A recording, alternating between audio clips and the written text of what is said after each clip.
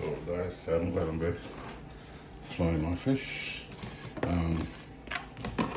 Season has already been in the flour, black pepper, all of those black pepper, fish season, Laurels,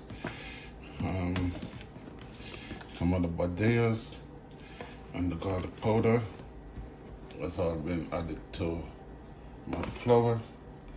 So I'm just lightly coating the fish in the flour, and then I'm gonna be adding it to